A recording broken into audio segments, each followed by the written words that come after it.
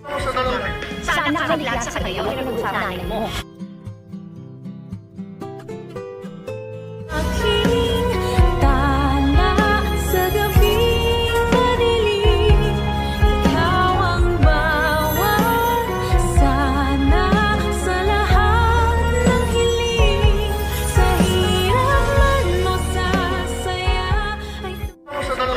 Sana nakabigla sa kayo, pinag-usap namin mo.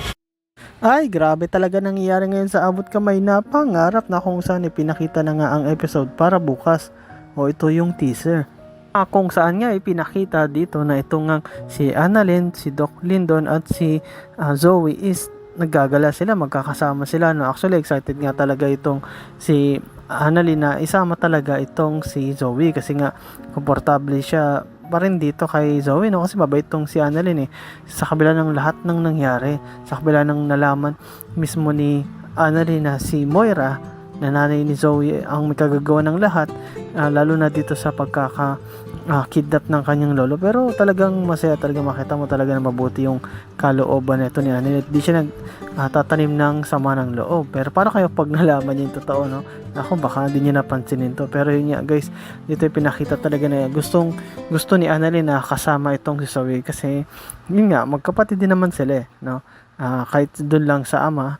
Pero yun nga guys, kasama rin nila si Lyndon ang kumbaga ito yung parang naging tour guide nila.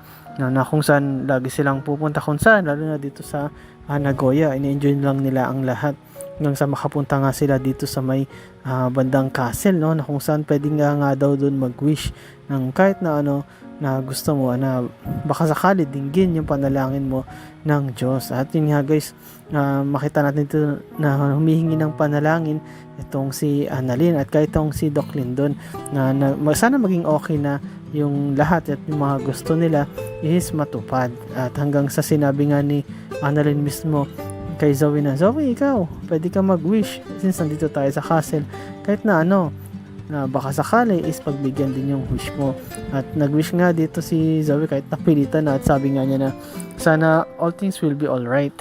Then naging masaya din si Annalyn, pero sinabi nga, nagparinig nga itong si Zoe na kaso lang medyo kainis yun kasi you are there, no? Na tapos biglang nag-walkout tong si Zoe, no? Kasi talagang maldita to at talagang pinariringgan niya ito kasi nga di niya lang masabi, pero nakasama niya na sana ni Zoe ang mama niya, pero dahil nga dumating tong si Annalyn, hindi yun totoo, no? O hindi yun natupad, kaya medyo humahanap pa ng paraan tuloy ngayon si Moira kung paano niya makukuha ang kanyang anak at maisasama ito paalis punta ng Pilipinas para makatakas ulit.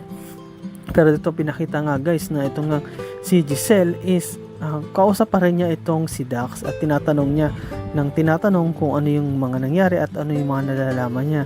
At sinabi nga ni Dax na umamin siya mismo na si Moira mismo yung nag-utos sa kanila, na kung saan nga nagulat nga itong si Giselle kasi anong sinasabi niya, ngunit sinabi nga mismo ni Dax na kasi si Balahadja lang yung boss ko at si Balahadja lang kumuha sa akin, hindi ko alam kung bakit nasa Japan tong si Moira. Ayun yung kasi tinanong ni Giselle bakit nasa Japan si Moira, ngunit wala tayong nalalaman tong si Dax. At sinabi din ni Giselle na so totoo na ikaw talaga at si Moira nag-utos sa'yo na pumunta ron sa bahay ni Don Carlos para kidnapin si Lynette. Then sumagot ng straight itong si Dax na naman, si Moira talaga nag-utos sa amin, walang iba. At talagang na-confirm yun, no?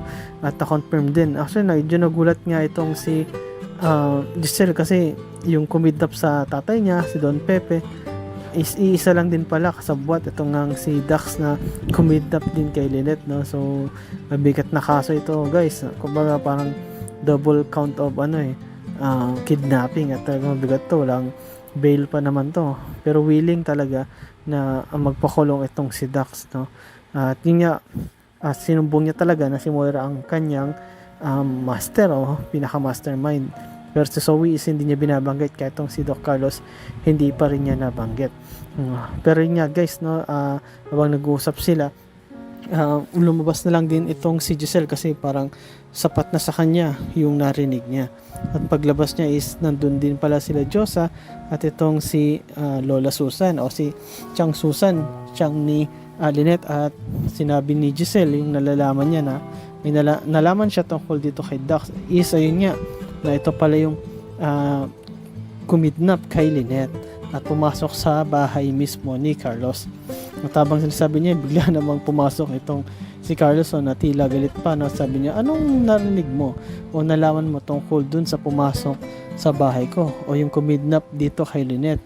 At nagulat dun si Giselle kasi nga bigla itong pumasok. Ngunit sinabi ni Giselle na alam ko na kung sino ang nagtry na kumidnap dito kay Lynette. At ang nagutos ay walang iba kundi si Moira. At ang kumidnap is ito ngang si Dax na kumidnap din sa aking ama. At makita mo dito na kunwari nagugulat-gulat itong si Carlos at kunwari wala siyang nalalaman. Pero sa totoo lang, alam niya yung plano na yan at alam niya yung mga nangyari. No? Hindi lang siya nasalita kasi nga madadamay siya. Pwede rin siyang makulong katulad ni Dax. Katulad din ni Moira kapag nahuli na ito. Kaya nga tahimik lang ito at sinabi niya na buti naman at nahuli na siya at gusto ko rin sana, excited din ako na itong si Moira is mahuli din. At yun nga guys, no, pinakita dito na nasa Japan tong mga to, itong sila Zoe, RJ, Lynette at itong si Doc Lindo, no, na kung saan nga magkakasama na sila ngayon naghahanap sa kay Moira, no. Pero dito habang nag-uusap sila, talagang pinag-usapan nila si Moira at ito napaka-comment tong si Lynette at sinasabi nga niya na nakakainis talaga yung Moira na yan.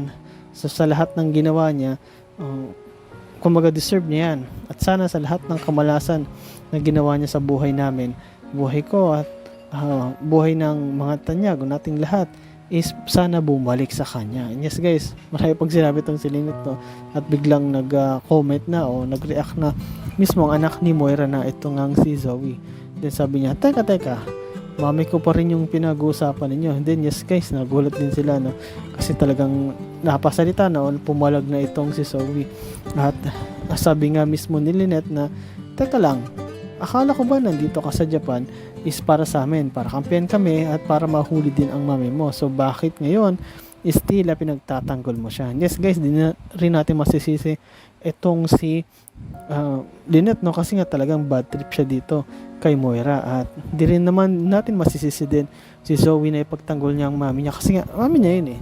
Di ba kahit sino naman, kahit sabi mong masama yung nagawa ng tatay mo o nanay mo, talagang magre-react ka, no? Kapag minarinig kang hindi maganda, at talagang gagawin mo lahat para ipagtanggol pa rin yun kahit sabi mong mali sila kasi kamag-anak mo yun eh o parents mo yun. So natural yun reaction niya. At dito nga makita mo rin si Zoe na tila naglalaban, no, o lumalaban dito kay Lynette. Kung saan nga pumapalag pa tong si Moira na ito lang yung pangit sa ugali niya talaga na palasagot din, no, kumpara kay Annalyn na talagang mabait, bihira lang yun sumagot. Pero itong si Zoe talagang mapaglaban to eh, kaya nakaharap to ng katapat niya itong ngang si Justin na kung saan nandun pa rin sa Pilipinas at medyo maiksi pa lang yung pagkikita nila, pero pag umababa na to, nako, yun yung magandang match up din, ano.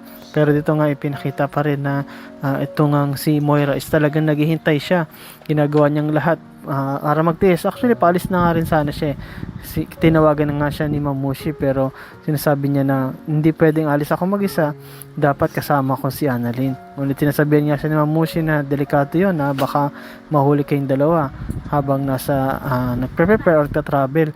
Ngunit sinabi nga ni Moira na hindi ako alis hanggat hindi ko makakasama ang aking anak na si Zoe. Yes guys, na umiiral pa nga rin yung pagiging nanay niya, no? Pero napaka-delikado talaga yon kung may sasama niya si Zoe. Hanapin talaga yan ni Robert at neto ni Lynette at ni Annalyn. At kapag nangyari yun, matutuntun kung nasan siya at mahuli na siya. Kaya it's better kung siya na lang mag-isa para may malaki yung chance na makatakas siya, kasi kung kasama ni Zoe is talagang matatrack sila. At yun nga guys, no, abangan natin yung talagang bukas ano yung mangyari, no, yung pinaka-full episode nito na kung saan ito bang si Annalyn is makikita na ba niya talaga ang totoong liwanag at pangarap niya, o baka patuloy pa rin itong ma-stress kahit nandun sila sa Japan na para sana sa training lang. At ito namang si RJ at itong si Lynette, mahanap na ba nila kung nasaan si Moira? At itong si Zoe, amin na ba na nakakausap niya ang kanyang mama Moira dito sa Japan? At si Moira kaya makakatakas na ba talaga ito? sa pamamagitan ni Ma'am Moshi. At ito namang Apex, kamusta na kaya? Babagsak na ba ito sa pamamagitan ng ginagawa nito nila Eric at Justin? Yun guys, salamat sa pag-inyo sa akin channel, sa inyo pag-like at pag-comment. Ingat kayo palagi. Yun lang, bye-bye.